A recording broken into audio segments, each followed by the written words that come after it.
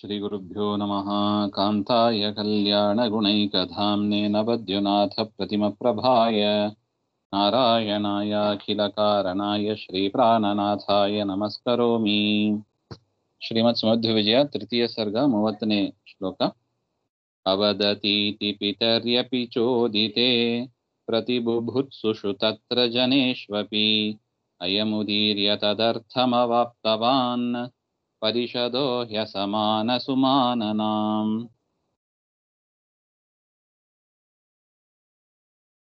अवदत् इति पितरि अपि चोदिते प्रतिबुभुत्सुषु तत्र जनेषु अपि अयम् उदीर्य तदर्थम् अवाप्तवान् परिषदः हि ಅಸಮಾನಸುಮಾನನಾಂ.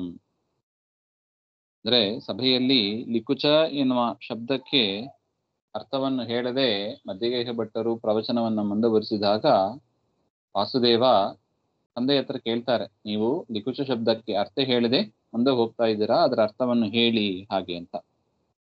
ಈ ರೀತಿಯಾಗಿ ಚೋದಿತೆ ಲಿಕುಚ ಪದಾರ್ಥ ವರ್ಣನಾಯ ಪ್ರೇರಿತೆ ಅಪಿ, ಲಿಕುಚ ಪದಾದ ಅರ್ಥವನ್ನು ಹೇಳಿ ಅಂತ ಕೇಳಿದಾಗಲೂ ಕೂಡ ಪಿತರಿ ಅವದತಿ, ಅವದತಿ ಅಂತ ಪದಚ್ಛೇದ, ಅವದತಿ ಸತಿ, ತಂದೆ ಅದಕ್ಕೆ ಅರ್ಥ ಹೇಳಲೇ ಇಲ್ಲವಂತ. ಪಾಪ ಅವರಿಂದ ಹೇಳಲಿಕ್ಕಾಗಲಿಲ್ಲ, ಲಿಗುಜ ಶಬ್ದಕ್ಕೆ ಅರ್ಥ ಹೇಳಲಿಕ್ಕಾಗಲಿಲ್ಲ. ಆಗ ತತ್ರ ಸಭಾಯಾಂ ಜನೇಶ್ವಪಿ ಪ್ರತಿಬುಭುತ್ಸುಷು, ಆ ಲಿಕುಜ ಶಬ್ದಕ್ಕೆ ಅರ್ಥ ಏನು ಅಂತ ಮಧ್ಯಗೇಹ ಭಟ್ಟರಿಗೂ ಕುತೂಹಲ, ಅಲ್ಲಿ ಸೇರಿದ ಜನರಿಗೂ ಕೂಡ ಕುತೂಹಲ, ಏನಿರ್ಬೋದು ಹಾಗೆ ಅಂತ.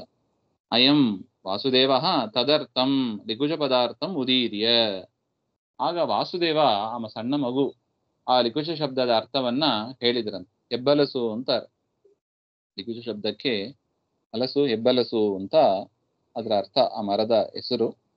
ಆ ಅರ್ಥವನ್ನ ಹೇಳಿ ವಾಸುದೇವ ಪರಿಷದಃ ಸುಮಾನನ ಅವಾಪ್ತವಾನ್, ಆ ಸಭೆಯಲ್ಲಿ ಇದ್ದ ಜನರ ಆ ಒಂದು ಸನ್ಮಾನ, ಆ ಪೂಜೆಯನ್ನು ಕೂಡ ಪಡೆದರು ಹಾಗೆ ಅಂತ.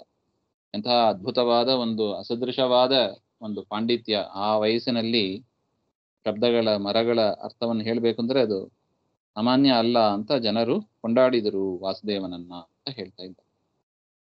ಅವದತೀತಿ ಪಿತರ್ಯಪಿ ಚೋದಿತೆ ಪ್ರತಿಬುಭುತ್ಸುಷು ತತ್ರ ಜನೇಷ್ವಪಿ ಅಯಮುದೀರ್ಯ ತದರ್ಥಮವಾಪ್ತವಾನ್ ಪರಿಷದೋ ಹ್ಯಸಮಾನಸುಮಾನನಾಂ.